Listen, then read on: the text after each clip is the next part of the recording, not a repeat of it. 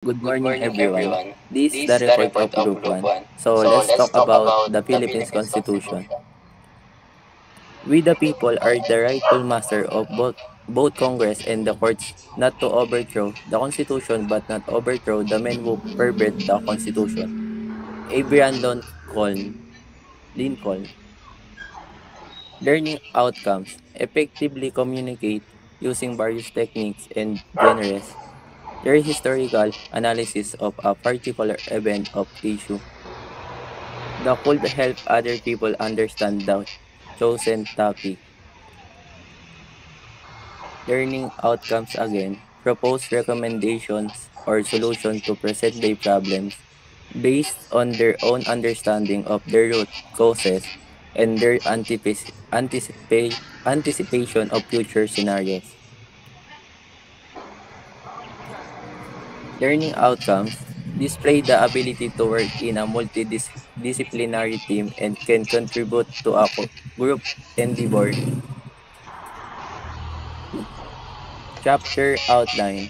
We have what is a constitution. The second, the 1897 Constitution of Biak na Bato. And the last, the 1899 Malolos Constitution, 1899-1901. Chapter outline. Act of the United States Congress, 1902-1934. Second, the 1935 Constitution, 1935, 1943, 1945, 1973. And the last, the 1943, the 1943 Constitution, 1943 and 1945. Chapter outline. First, the 1873 Constitution, 1973, 1986. Second, the 1986 Freedom Constitution, 1986, 1987. And the last, the 1987 Constitution, 1987%.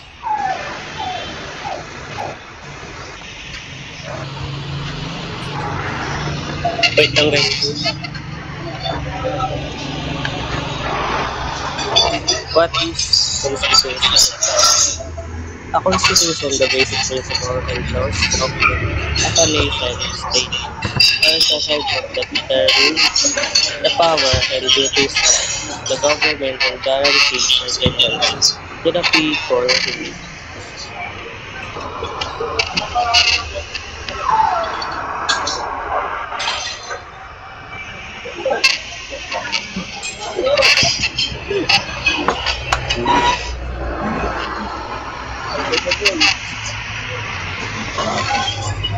Ang Constitution ay isang batas o dokumento na nagtatatag ng mga batas, karapatan at responsibilidad ng isang bansa. Ito ay naglalaman ng mga prinsipyo at mga proseso ng pamahalaan pati na rin ang mga karapatan ng mamamayan. Karaniwang itinuturo itong pinakamataas na batas sa isang bansa at naglalaman ng mga pangunahing prinsipyo sa pagpapatakbo ng gobyerno at pagprotekta sa mga karapatan ng mamamayan. Next. On March 22, 1897, at San Francisco de Malabon, Cavite, was the first presidential and vice presidential election in Philippine history was held. Noong March 2022, 1897, ay isang mahalagang petsa sa kasaysayan dahil ito ay kaugnayan ng labanan sa San Francisco de Malabon o kilala rin bilang labanan sa Zapote Bridge. Ito ay isang mahalagang pangyayari sa Revolusyong Pilipino laban sa pamumuno ng Espanya.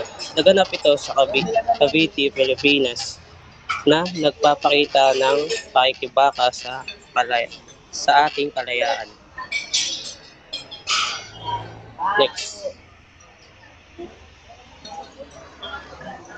No, on November 1, 1897, at Biak na Bato, in town of San Miguel de Mamuyo in Bulacan, the Republic of Biak na Bato was established. Noong ikauna Noong ika-1 ng Nobyembre 1897, ang biyak na bato ay nagawa sa bayan ng San Miguel de Mamuyo sa Bulacan. Noong araw noong araw ding iyon, ang biyak na bato ang araw din na iyon ay isa sa pinakamahalagang pangyayari sa kasaysayan ng Pilipinas. Ito ang pagpirma ng kasunduan ng Biak na Bato, isang kasunduang pangkapayapaan sa pagitan ng mga Kastila at mga revolusyonaryong Pilipino na pinamunuan ni Emilio Aguinaldo sa kasunduang ito. Napagkasunduan ang tigil putukan, ang pag-alis ni Aguinaldo at iba pang pinuno ng himagsikan patungong Hong Kong at pinansyal na kabayaran sa kalapit ng pagtatapos ng labanan. Next. Nabiyak na bato. Nabiyak na bato. Republic had a constitution drafted by Isabela Artacho and Felix Ferrer, which was based on the Cuban Constitution.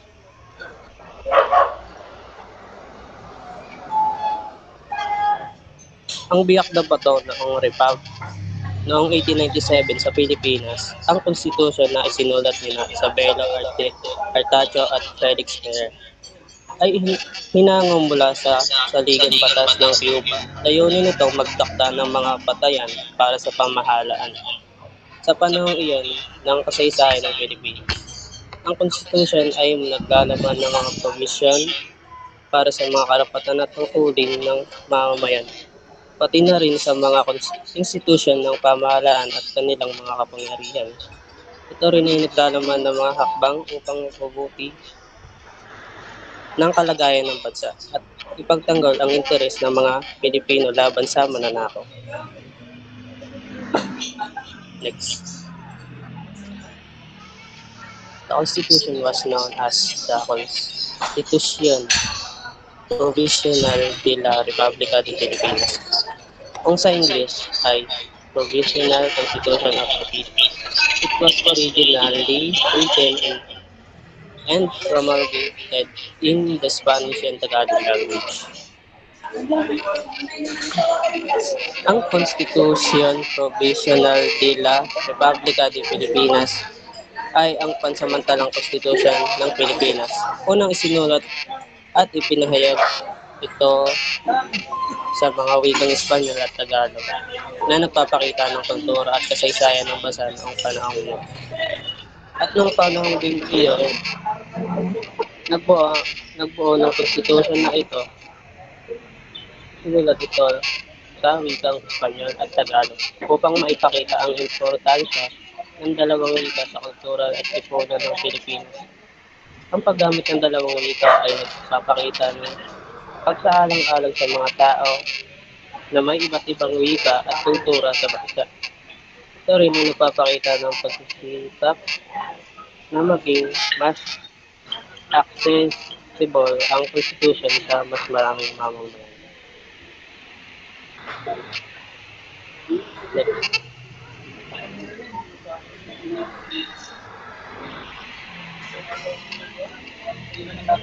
Next po.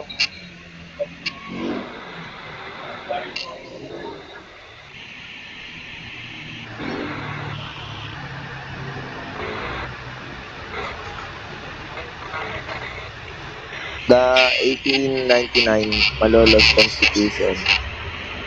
On January 20, 1899 at Baroso Inc. Church in Malolos, Bulacan, the Malolos Congress proclaimed, enacted, and ratified. Sa Espanyol, Constitution Political Constitution. Next. The Malolos Constitution was the first Republican constitution in Asia. It declared the sovereignty resides exclusive in the people. It stated basic civil right. It separated the church and state. Sabi dito, sineperate daw yung church sa may mga state. So lang. Tapos, at meron yung mga basic na mga civil rights. Okay, next. It called for the creation of an assembly of representatives to act as the legislative body. It called for parliamentary republic as the form of government. The president was elected for a term of 4 years by a majority of assembly. The next. Act of the United States Congress 1902-1934 from December 10, 1898 to March 24, 1934 the Philippines was United States colony. Uy, ako na. Ay, lang, sabi mo hanggang 4 ako. Pang-4. Gulo. Diyan daw yung Pilipinas. Diyan, dung Disyembre, 10 daw siya na-unite na parang states colony. Basta yan. Next.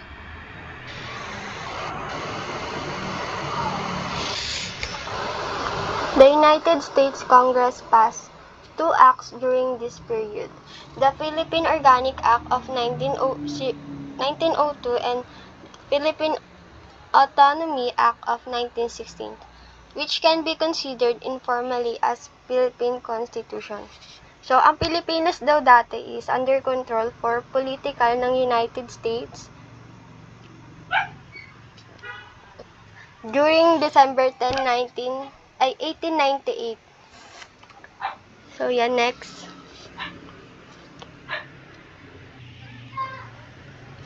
The third act of the United States Congress, Tidings-McDuffie Act of 1934, provided a mechanism towards the creation and establishment of a formal constitution. So, in 1934, Tidings-McDuffie, according to Google, it is also known as Philippine Independence Act. Ito yung nagbibigay ng mechanisms para makagawa ng matatag na formal constitution. Next. A. Philippine Organic Act of 1902. So, the Philippine Organic Act of 1902, also known as Philippine Bill of 1902, was the first organic law for the Philippine Islands enacted by the United States Congress. So, ito naman is in-establish siya for civilian control over the Philippines. So, pagbibigay siya ng kalayaan na magpahayag or magbigay ng opinion ng mga Pilipino. Next. Ayan. B. Philippine Autonomy Act of 1916. The Philippine Republic Act of 1916, also known as the Jones Law, modified the structure of the Philippine government by removing the Philippine Commission as the legislative upper house and replacing it with a Senate elected by Filipino voters, creating the Philippines' first fully national legislature. So, dito naman yung Jones Law, ito yung pag-remove ng mga Philippine Commission gaya ng sa election para maging patas, and ang layunin nito is maging pantay-pantay, walang lamangan. Next. C. Tidings-McDuffie Act, 1934. So, Though not a constitution itself, the Tidings-McDuffie Act of 1934 provided authority and defined mechanisms for the establishment of a formal constitution via a constitutional convention.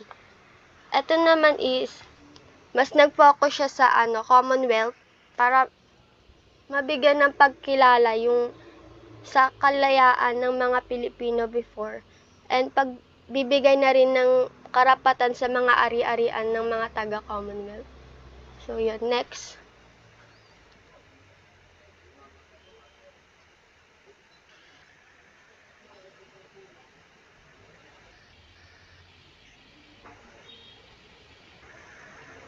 Next na po.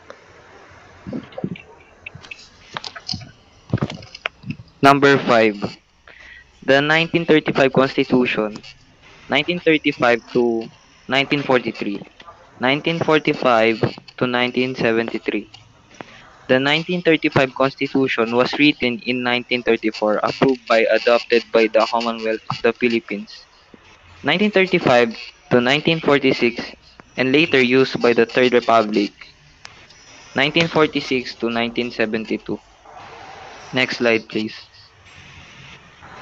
The original 1935 Constitution provide for unicameral National Assembly, and the President was elected to a 6-year term without re-election. Next slide. It was amended in 1940 to have a bicameral Congress composed of a Senate and House of Representatives, as well the creation of an independent electoral commission. Next.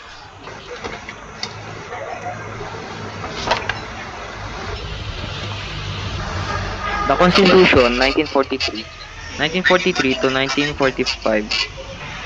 The Preparatory Committee for Philippine Independence as draft Constitution was composed of members of the pre-war National Assembly and of individuals with experience. So, next slide. The new character was ratified in 1943 by an assembly of appointed provincial representative of the Kalibapi, the organization established by the Japanese to supplant all previous political parties. Next. The Second Republic was formally proclaimed in 1943 to 1945 by Jose P. Laurel. Was appointed as president by the National Assembly and inaugurated into office in October 1943. So, overall, the 1935 Constitution was the second constitution of the Philippines, enacted during the Commonwealth period. It replaced the 1934 Tidings by McDuffie Act and served as the fundamental law of the country until 1943, when it was suspended due to the World War II. The Constitution established a democratic government with a separation of powers among three branches: the executive, the legislative, and the judicial. It provides for a presidential system with a president as the head of state and government. The president served a fixed term of 6 years without re-election. So overall, the 1935 Constitution and the 1943 Constitution laid the foundation for a democratic and independent Philippines. It provided a framework for a governance and cherished the rights and freedom of the Filipino people. However, it was later amended and ultimately replaced by a subsequent constitution as the country went through a significant political changes. Next reporter. Next slide.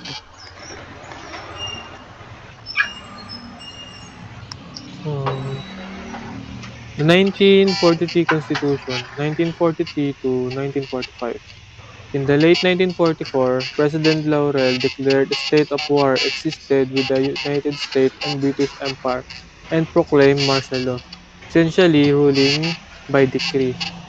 So during 1944, President Laurel of Philippines declared a state of war with the United States and British Empire. As a result, martial law was proclaimed, which gave President Laurel the power to rule decree. Next slide, please. His government in turn went to exile in December 1944, first to Taiwan and then Japan. After the announcement of Japan's surrender, Laurel formally dissolved the Second Republic. After declaring a state of war with the United States and the British Empire, President Laurel government went to exile in December 1944, first to Taiwan and then Japan. However, after Japan's surrender was announced, Laurel officially dissolved the Second Republic. Next slide, please.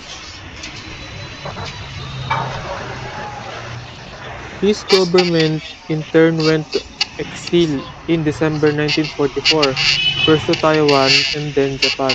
After the announcement of Japan's surrender, Laurel formally dissolved the Second Republic. Next slide.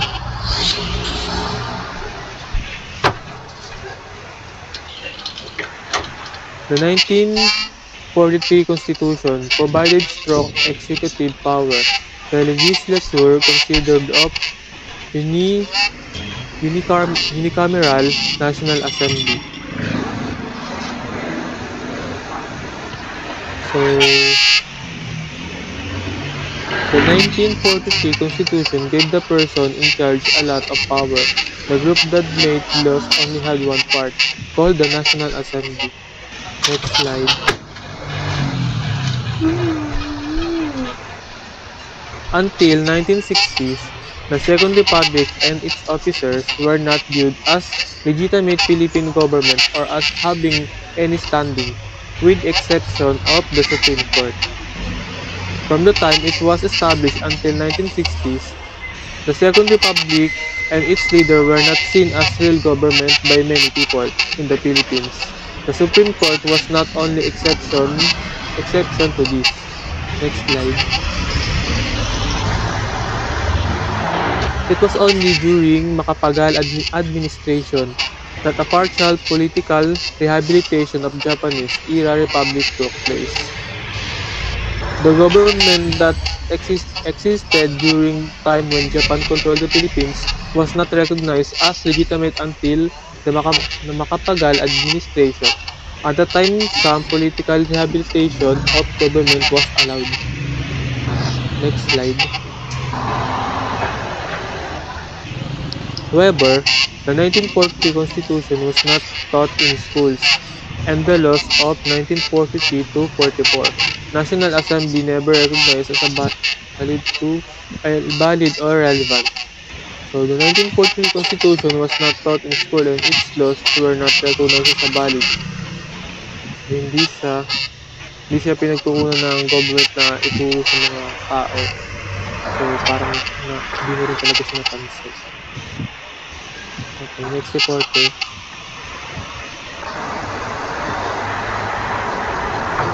The 1973 Constitution. A constitutional convention was held in 1971 to rewrite the 1935 Constitution. The convention was aimed at manifest bribery and corruption. So yung constitutional convention daw na dinanap noong 1971 para baguhin o i-rewrite yung 1935 Constitution. Isa ang nakapaloob batas na 6 na taon lamang ang termino ng presidente at hindi na pinahihintulutan pang tumakbo ulit sa pagkapangulo. Ang convention daw na ito na naganap ay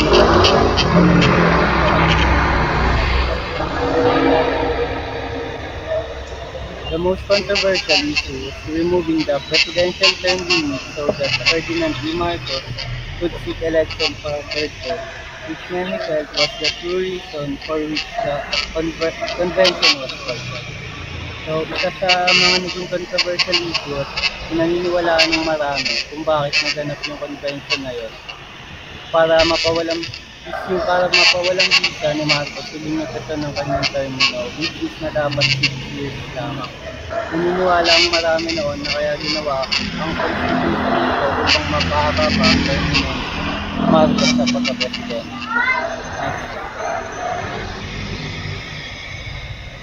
The 1973 Constitution promulgated after Marcos resignation proposed to introduce a parliamentary-style government.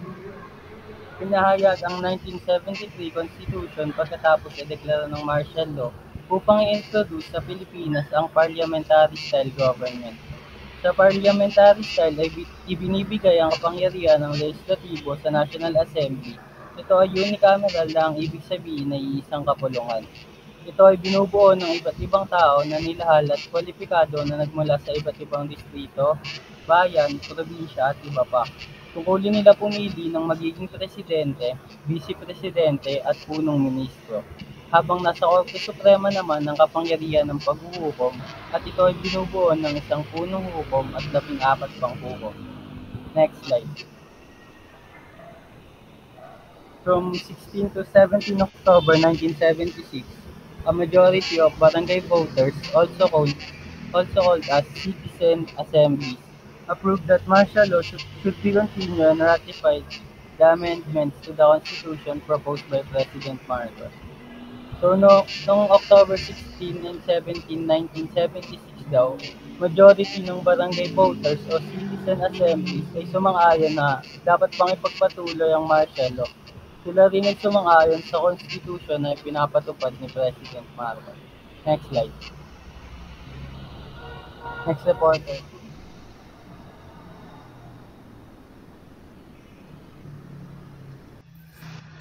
Number 7, the 1973 Constitution, 1973 to 1986. From 16 to 17 October 1976, a majority of barangay voters, also called citizen assemblies, approved that martial law should be continued and ratified the amendments to the Constitution proposed by President Marcos.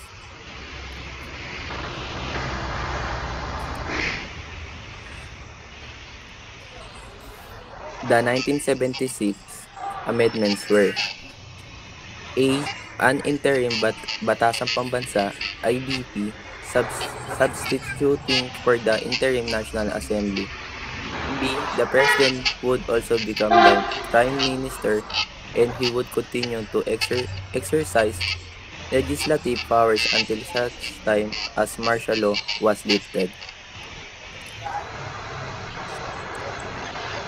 Dito sa 1976 amendment, naganap ang pagboto ng karamihan ng mga barangay na ipagpatuloy ang martial law.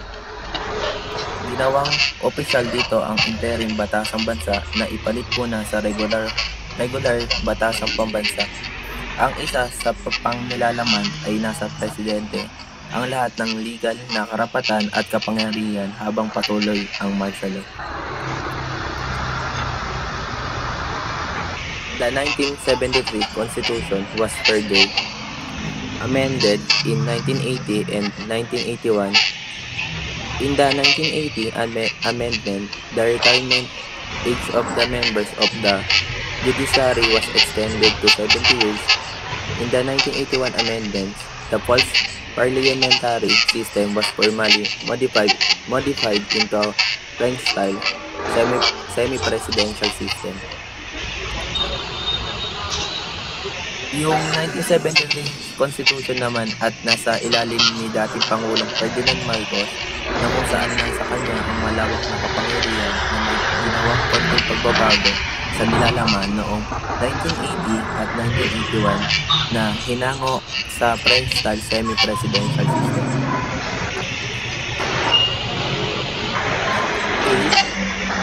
Executive power was restored to the President. The direct election of the President was restored. Ang presidente pa rin ang pinuno at ang pagkaupo nito sa pwesto ay base sa dami ng boto at ang pangulo ay marapat na maki-cooperate sa ibang antas ng politika para sa ikakabuti ng bansa. An committee composed on the Prime Minister and not more than 40 members was created to assist the President in the exercise of his powers and functions in the performance of his duties as he may prescribe, and the Prime Minister was a mere head of the cabinet. Ang executive committee ay binubuo ng hindi lalagpas sa 40 na miyembro ng Prime Minister. Ang kanilang pangunahing tungkulin ay siguruhin ang organisasyon ay umaaksyon ng maayos at naaayon sa mga pangunahing layunin nito. The last amendments in 1984 abolished the executive committee and restored the position of vice president, which did not exist in the original unamended 1973 Constitution. Ngunit noong 1984 ay inalis na ang executive committee at ito ay pinalitan ng vice presidente na kasalukuyan nananatiling bahagi ng ating gobyerno hanggang ngayon. Next reporter po. The 1986 Freedom Constitution, 1986 to 1987. Immediately following the 1986 People Power Revolution that ousted Marcos, President Corazon C. Aquino issued Proclamation No. 3 as a provisional constitution. Ito yung na national policy to implement reforms mandated by the people protecting their basic rights for an orderly transition to a government under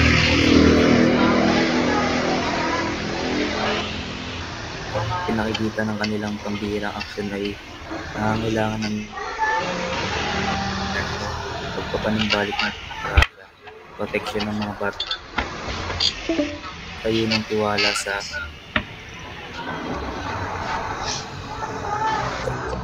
pagpapanumbalik ng kapayapaan, pagpapanumbalik ng sibilyong otoridad sa Mexico at ang paglipat sa pamahalaan sa ilalim ng bagong konstitusyon na sa pinakamikling panahon na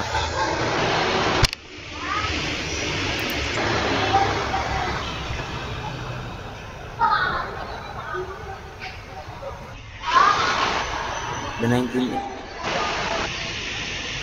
often called the Freedom Constitution. This constitution was a temporary constitution to ensure the freedom of the people and the return to democratic rule. Ito yung constitution na tiyak yung kalayaan ng mga tao at upang makabalik sa democratic ng pag-aari.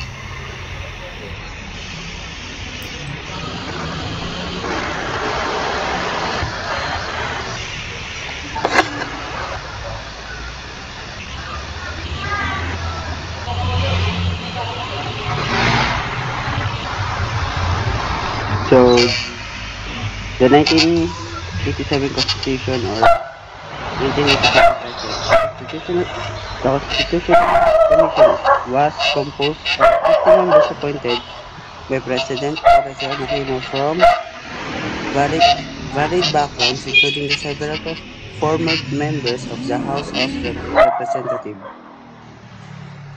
former Justice of the Supreme Court, a Roman Catholic bishop, and a political activist against the Marcos regime. So this 1987 Constitution of the Republic of the Philippines was presented by former President Corazon C. Aquino on October 15, 1986. A referendum on February 12, 1987 resulted in its ratification. It became official on February 11, 1987. On January 17, 1973, Marcos issued Proclamation Number 1102, certifying and proclaiming that the 1973 Constitution had been ratified by Filipino people and thereby was in effect. According to this constitution, the event of an invasion or revolt, the President of Republic may impose martial law for maximum of 60 days. Next, please. So, structure and contents. The Constitution contains a preamble and 18 self-contained articles with a section numbering that faces of every article. Next, please. Preamble. The preamble introduces the Constitution and the source of sovereignty. The people, it follows the pattern in the past Constitution, including an appeal to God. We, the sovereign Filipino people, plead with God's assistance to construct a just, humane society and to institute a government that will uphold our values and ambitions, advance the common good, preserve and enhance our cultural heritage, and ensure that we and the future generation enjoy the blessing of independence and democracy under a legal system based on truth, justice, freedom, equality, love, and peace. We hereby ordain and promulgate this Constitution. Next, please.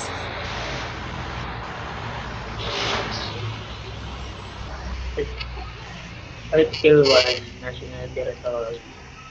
The national territory comprises the Philippine archipelago, Bicol Island, and water states therein, and all other territories over which the Philippines has sovereignty or jurisdiction.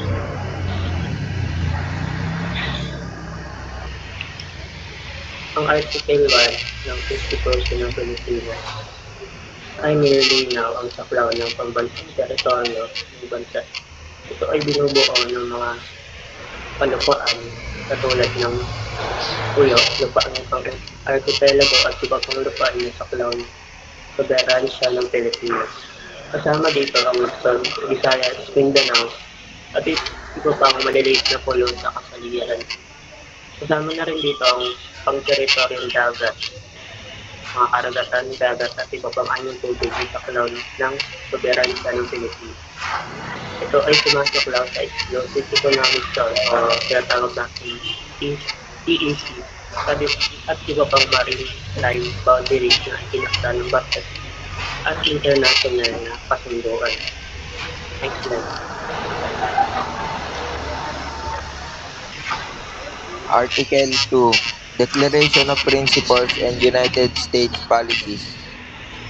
Article 2 lays out the basic social and political creed of the Philippines, particularly the implementation of the Constitution, and sets forth the objectives of the government. Next.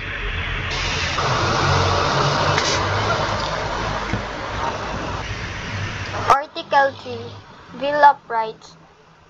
So, the rights of Filipinos, ang layunin nito is to protect and maging pantay-pantay yung karapatan laban sa mga lumabag, mayaman man, opisyal ng government o mahirap. Next. Article 4, Citizenship. Article 4 defines the citizenship of Filipinos. It enumerates two kinds of citizen, natural-born citizen and naturalized citizen. Ang Artikulo 4 ng 1935 ng Pilipinas ay naglalaman ng mga probisyon na may kinalaman sa pagiging mamayan. Ito ay nagtatakda ng mga pamantayan sa pagkakaroon at pagkawala ng pagiging mamamayan ng isang individual. Number 1. Pagiging mamamayan ng Pilipinas. Ayon sa konstitusyon, ang mga mamamayan ng Pilipinas ay kinabibilang ng mga sumusunod. Una, ang mga taong nagiging mamamayan bago ang pagpapatupad ng Constitution. Pangalawa, ang mga ipinanganak sa Pilipinas ng mga magulang na dayuhan na naglingkod sa pamahalaan. Number 2, pagkawala o pagsasauli ng pagiging mamamayan. Ayon sa batas, ang pagkawala o pagsasauli ng pagiging mamamayan ay maaaring mangyari sa mga sumusunod na paraan. Ang una ay sa pamamagitan ng pagkakasal ng isang mamamayan ng Pilipinas sa isang dayuhan. Subalit, hindi itinuturing na nawawala ang pagiging mamamayan ng Pilipinas maliban kung mayroong paglabag sa batas. Pangalawa, sa pamamagitan ng pagpili ng isang mamamayan na mawala ng pagiging mamamayan ng Pilipinas. At huli, sa pamamagitan ng pagpalit ng pagkamamayan sa ibang bansa. Next article, next reporter po.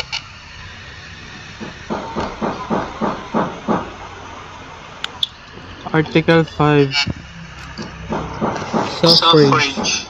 Article 5 mandates various age and residence qualification to vote and a system of secret ballots and absentee voting. It also mandates a procedure for overseas and disabled and illiterate Filipino to vote. So, Article 5 of Constitution of Republic of the Philippines pertains to suffrage, which is right to vote.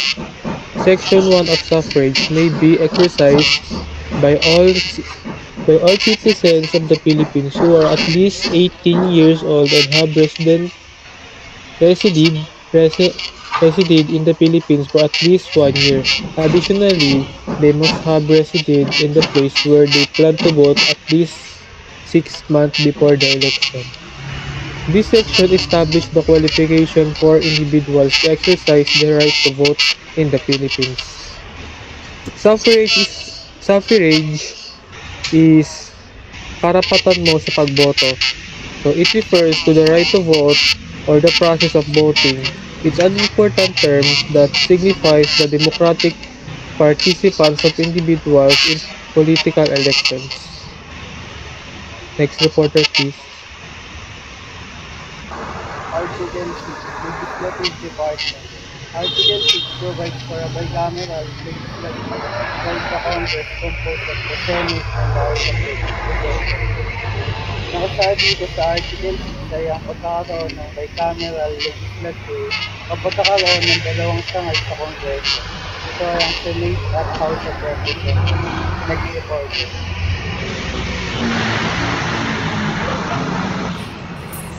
Article 7, Executive Department. Article 7 provides for a presidential form of government where the executive power is vested on President. It provides for the qualification, term of office, election, and power and function of the President. It also provides for a Vice President and for the presidential line of succession.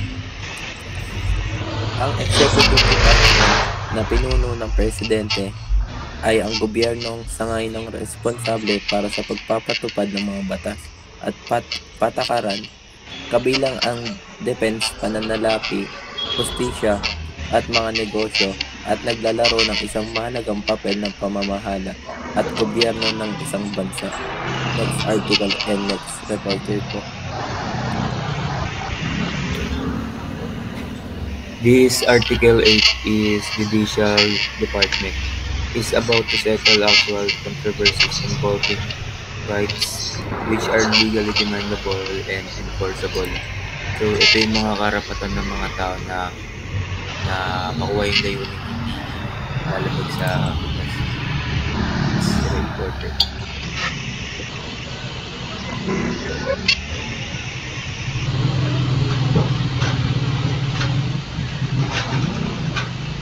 Next na.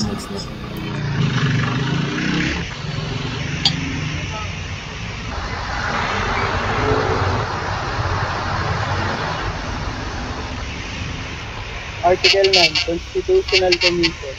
Article 9 establishes the Constitutional Commission, the Civil Service Commission, the Commission of Elections, and the Commission of Elections. Pwede rin pa kaya explain na lang article na.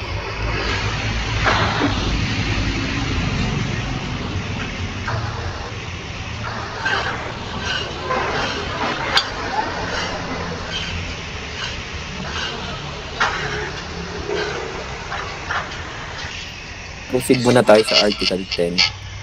Article 10, Local Government. Article 10,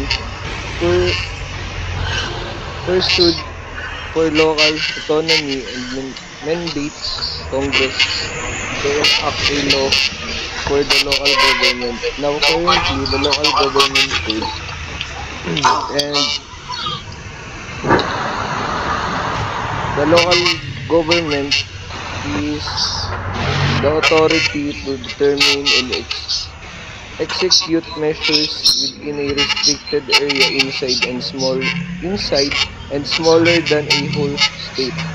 Then, the local government is responsible for a range of vital services for people and businesses in defined areas. Then, yung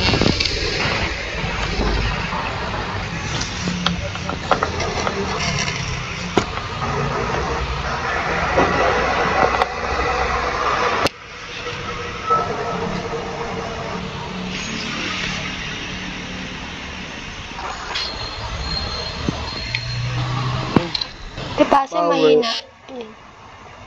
Ha? Basahin mo ulit. Mahina yung boses mo kanina. Okay. Article 10, Local Government. Article 10 pursues for local autonomy and mandates Congress to enact a law for the local government. Now, currently, the local government code,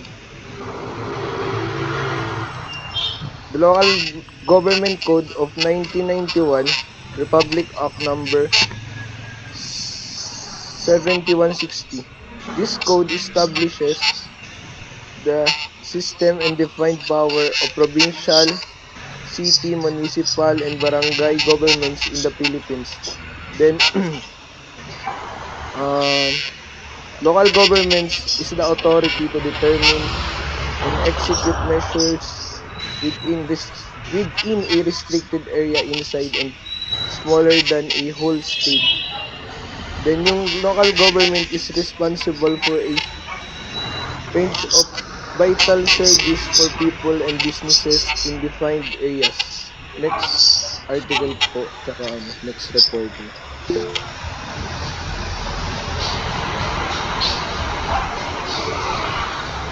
Article 11. Accountability of public officers. Establish the office of the Ombudsman, which is responsible for investigating and prosecuting government officials. It also vests upon the Congress the power to impeach the President, the Vice President, members of the Supreme Court, and the Ombudsman.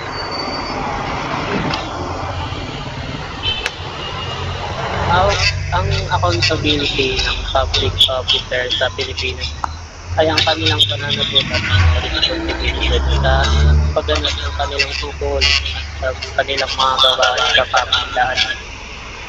Ito ay may kaugnayan sa kanilang obligasyon na maging transparent, maging responsable sa paggamit ng pondo ng bayan at sundin ang mga batas at regulasyon ng bansa. Ang mga opisyal ng gobyerno ay dapat managot sa kanilang mga aksyon at desisyon at maaaring pagpanagot sa harap ng batas. Dapat sila ay lumabag o hindi nagampanan ng maayos ang kanilang tungkol. Next slide and next report. Article National Economy and Patrimony.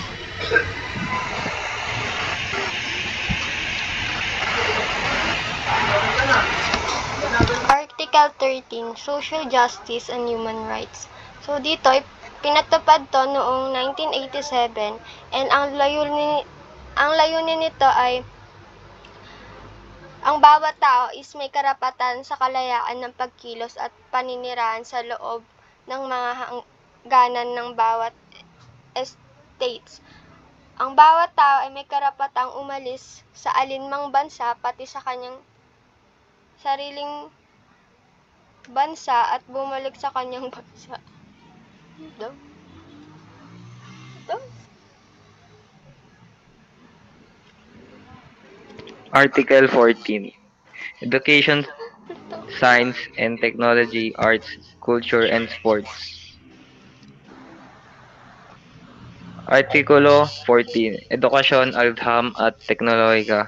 Section 1. Ang Estado ay may responsibilidad na protektahan at itaguyod ang karapatan sa dekalidad na edukasyon para sa lahat ng mamamayan sa lahat ng antas.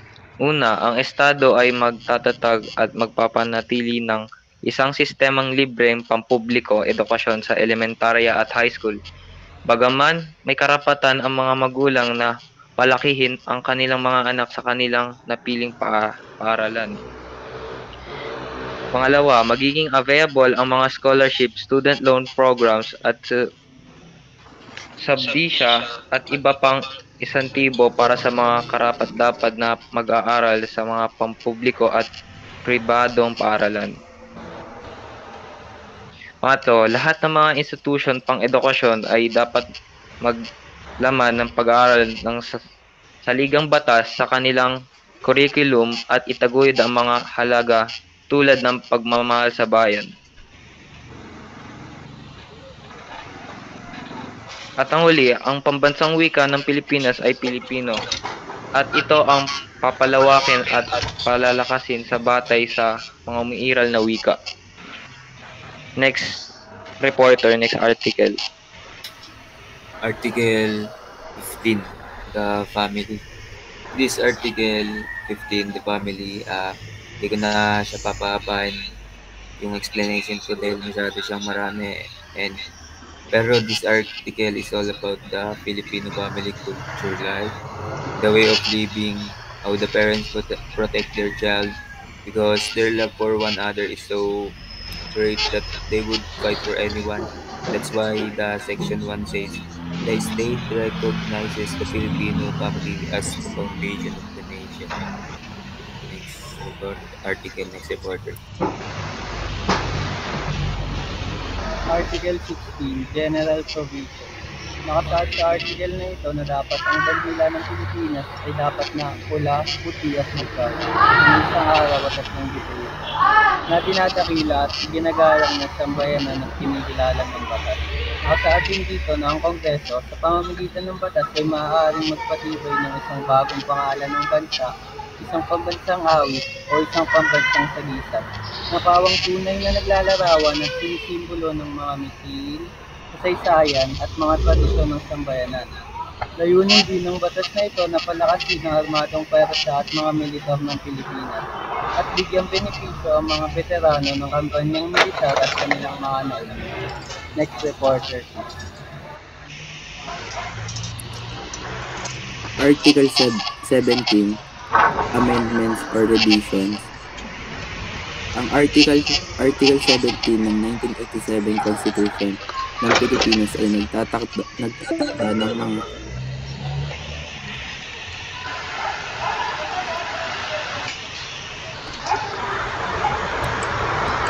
ulitin ko.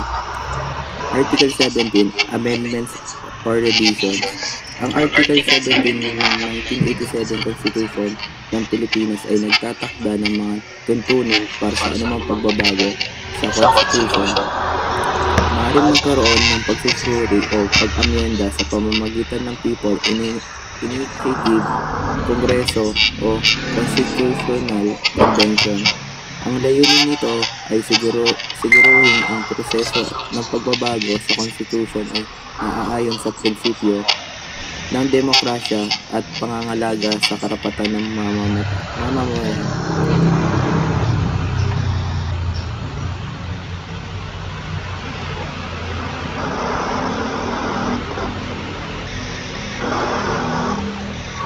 That's all po. Thank you.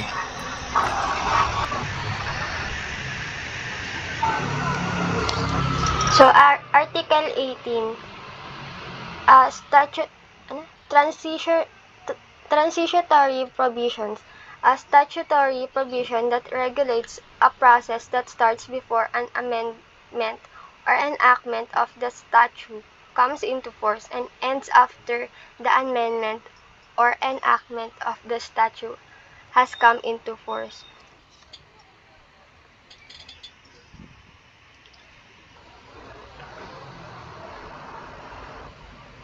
Article 18.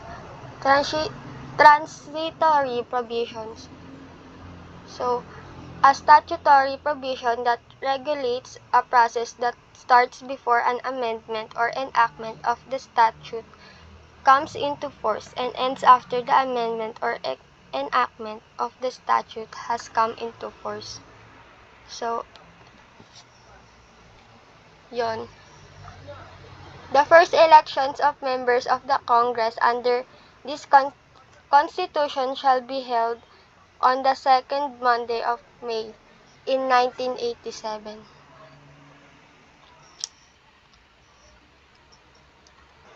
Yun lang. That's all. Thank you.